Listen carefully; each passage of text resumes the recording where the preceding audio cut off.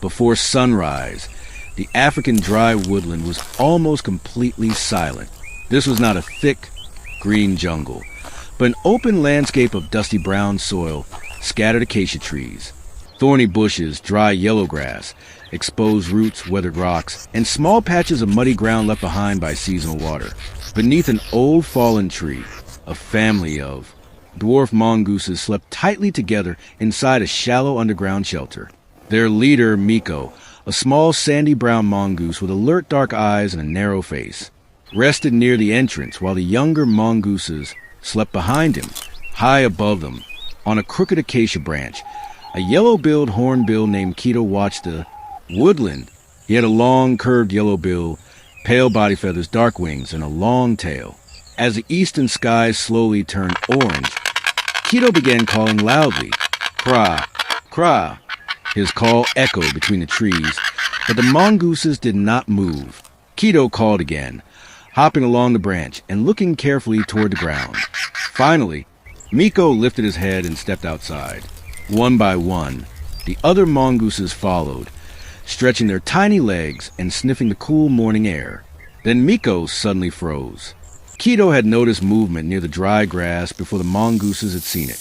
A puff adder was slowly sliding across the dusty ground, almost perfectly hidden among the brown leaves and shadows. The mongooses immediately became alert and moved away from their sleeping shelter. The adults formed a protective group around the younger animals while the snake disappeared beneath a thorn bush. Keto had warned them before danger came close, but this was only one part of their unusual relationship. As the morning became warmer, Miko led the family across the woodland floor in search of food. The mongooses scratched through loose soil, pushed aside dry leaves, and turned small stones with their noses and claws.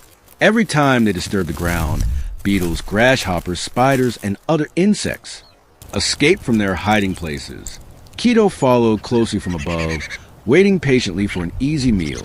Throughout the morning, the partnership continued naturally. Whenever Miko and the mongooses dug through the dry soil, Keto watched for insects escaping into the open. A beetle suddenly rushed from beneath a leaf, and Keto quickly flew down and caught it with his long bill. A grasshopper jumped from the grass, and another hornbill swooped after it.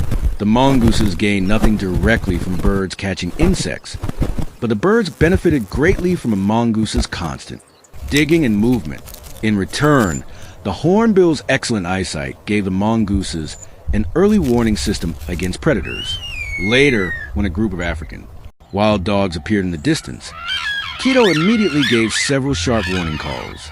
Miko raised his head, saw the approaching predators, and quickly guided the family beneath a thorn bush until the danger passed.